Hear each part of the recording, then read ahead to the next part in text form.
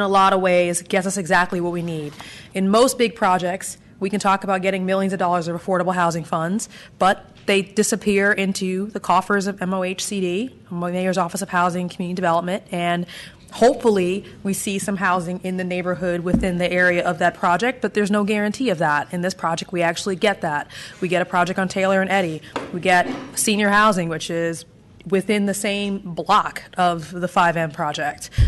These are things that we don't normally see. We get funds for workforce development and youth development for the Bessie Carmichael School and for community community benefits and parks and facilities that are within this neighborhood, within SOMA. So I think that this development agreement is excellent. This is the reason why I keep mentioning them as something we should be doing more often.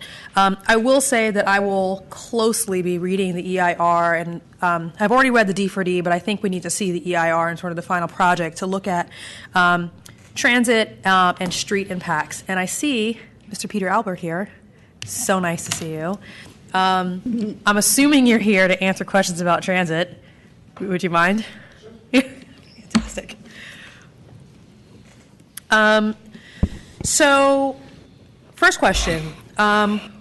There's a lot of pressure on Fifth Street. And this is something that we will continue to see as we develop out Central SOMA, and we have the Central Subway coming up and out of 4th Street. We're going to have a lot of related impacts to the streets around that area, 3rd, 5th, and 6th.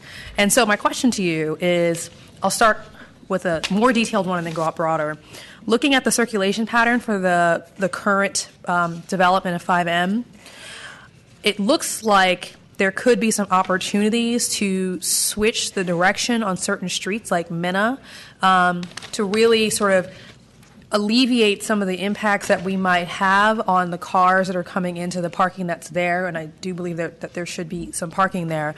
So first question for you, was there any thought given to changing of the circulation pattern on the street to account for this project? And the answer could go ahead, Mr. Albert. Sure, Peter Albert from NTA. So just to make sure I'm getting the question right, were there considerations for actually reversing the direction in some of the streets? Reversing the direction or changing the pattern of cars coming into the parking and changing some of the circulation patterns? I mean, in the conversations I was involved in, and there was a lot of outreach to different folks at MTA, there wasn't the focus on reversing direction. There was a lot of concern about the impacts of traffic on the overall network, especially pedestrian, especially transit.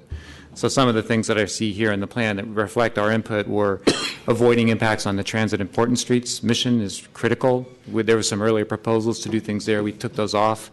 To have the garage entrances set in so that there's not queuing of cars that backs up under the traffic. But to me, one of the more important realities of this was the high non-auto mode split that this project already generated. It was about less than 25% of the peak trips from this project are single occupant vehicle. The balance are transit, pedestrian, bicycle. That's just the analysis. The mistake that we often make in planning is we don't do enough to make sure that we reward that behavior and then further incentivize it. So that's why I'm especially proud of the transportation demand management plan for this project that says, let's take that mode split that's about 25% and go further so that we even go below the impacts that we've analyzed to 13% reduction of those trips. And what we often have the other challenge of, suppose we have a great plan. Suppose everyone thinks this is the right way to get pedestrian, transit, and bicycle facilities, all these things, check them off the list. But to follow through and implement them and make sure that the development agreements hold up year after year to make sure that we're monitoring this behavior and rewarding it. What's interesting about this proposal is that analysis, that we come in on an annual basis, we look at the performance. If they're not hitting that 13%, there are fines or there are more aggressive toolkits that could apply. So I'm interested in this because I think it's a model for how we should be doing TDM.